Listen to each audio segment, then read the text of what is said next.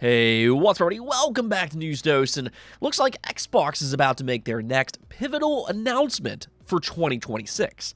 I mean, keep in mind here that back during the Xbox showcase, Phil Spencer teased a big year for 2026 for their main pillar franchises.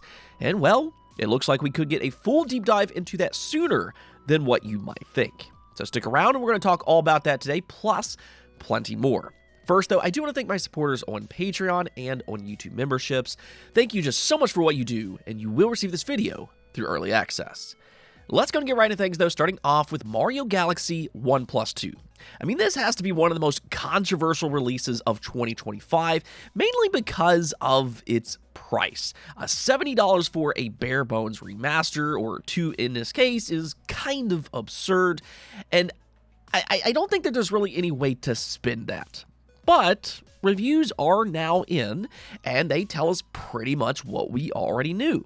These are all-time classic games, and they're still great all these years later. Its overall score is currently 88 on Metacritic, and I mean, the truth is that a lot of critics really doesn't consider price at all when they do their reviews. You know, a lot of critics review games based on the content and nothing else, which, I mean, I think you can make a case that, okay, that's fine, but I think there's also another case that, you know, that's the wrong thing to do because price is one of the most important factors for consumers. So it really kind of depends on how you look at this situation, but at the end of the day, it is what it is. Like I said, we knew that these games were great. That was never a question.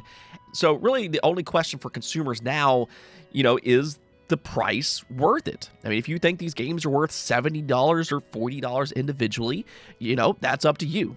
I mean, it does seem like they're performing well on Amazon at the very least. And I mean, if these games sell a lot, this really is just more fuel for Nintendo to keep doing this type of stuff in the future. I mean, if this compilation sells at $70, they really will know that they can pretty much price their products at whatever they want to. So we'll see what happens with all this. Now, speaking of success, though, Silent Hill F has officially surpassed 1 million units sold in its first 4 days on the market, which I'd say is pretty incredible for this franchise. In fact, it's on pace to beat out last year's Silent Hill 2 remake, which sold the same amount in its first week. And that's the big thing about this update. We are in the midst of a Silent Hill resurgence to the point that it might be more popular now than ever before.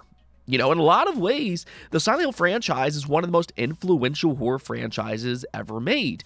But at the same time, it's never really been a massive seller per se.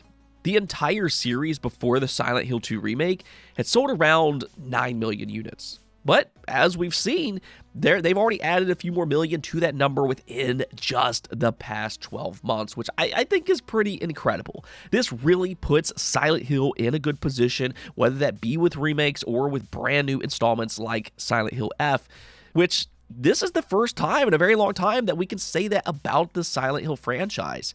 In fact, we also got news today that the Silent Hill 1 remake is now in full production over at Bloober Team. I mean, I think it's a bit strange that they did each game out of order, but hey, you know, whatever. At the same time, now that Bloober Team has kind of proven themselves with the Silent Hill 2 remake, fans, I think, can be much more excited about the Silent Hill 1 remake, which hopefully won't take too long to develop. Either which way, though, Silent Hill fans are living the good life right now. Now, we also got a leak that claims that a new PS5 Dualsense Controller will launch this November, and for the first time, it'll actually have a removable battery pack. Yeah, this is according to a Polish website who accurately leaked information about Flight Simulator on the PlayStation 5.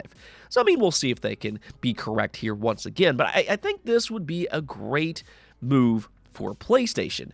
I mean, I really like the DualSense for what it is. I like the technology that they implemented into it this generation, but it does have one fault that isn't just based on, you know, preferences, but instead it's the battery life itself. Not only does it not have a super long lasting battery, but it's also not easily swappable, which might not necessarily be a problem for today, but eventually that battery is going to get weaker and weaker and weaker. So there will be a point when you might want to upgrade your battery, but the way the DualSense is currently made, it's just not easy to do. So this could potentially fix that problem, but the weird part about this report is that allegedly this will release next to a new revised PS5 Pro that will use 3% less power than the original. So my guess here is that they're looking for ways to reduce the cost of the PlayStation 5 Pro. I mean, whatever they do though, it's probably not going to be all that noticeable for us consumers, but in terms of the production, it might be a bit cheaper, which means they'll make more money. Unfortunately for us, though, I don't think it's going to save us any money because, as we all know, it's not allowed for this generation. Prices are going in the opposite direction from what we're typically used to seeing. All right, so let's go and get into the big story of the day, and this is for a potential Xbox reveal that will be made this October. Yeah, this is right around the corner because for the second time this year, Halo Studios is teasing some sort of update for their future projects at the Halo World Championship. They posted this over on Halo Waypoint and said, back in June, we let the community know that we'd be continuing the conversation from last year's Halo World Championship and A New Dawn video and sharing more about what we've been working on. Like last year, we'll be on the main stage to talk about it, but this year, we've also got a deep dive panel planned for the community stage that you won't want to miss. Both this segment on the main stage and the panel on the community stage will be going down early Friday afternoon on October 24th at Halo World Championship. Make sure you're there early so you don't miss a second. Now, Rebs Gaming took this a step further and said, Halo Studios just announced that they will reveal their new Halo projects at the Halo World Championship on Friday, October 24th, early afternoon. They also have a deep dive panel for these projects that we won't want to miss.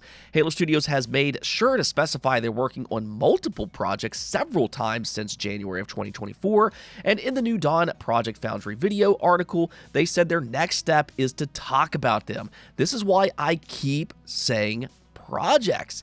So as long as he's correct, which if anything else, he seems to be well respected by the Halo community. But yeah, if he's correct, then we'll actually get an update for multiple Halo projects this October. And there's two that immediately comes to mind. One being, and I'd say is the most obvious, the long-rumored Halo 1 remake. Not only have there been various leaks about a Halo 1 remake, but they even released an Unreal Engine 5 Halo Combat Evolved cinematic just last year.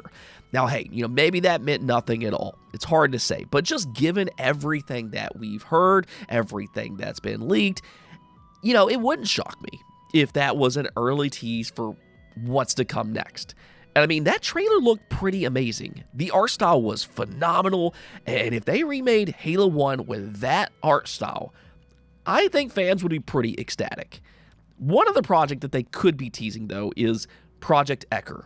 And if you haven't already heard about this, Project Ecker is allegedly a spiritual successor to Project Tatanka, which was previously a Halo Battle Royale style of game that was in development for a very long time until it was eventually canceled.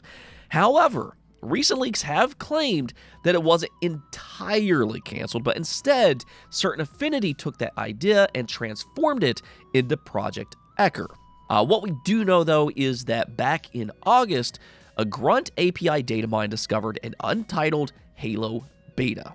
Now, at the time, it was speculated that it was actually for two different projects, one being the next Halo, which is believed to be the Halo remake, and then the other being Project Ecker, which is likely what the beta is for.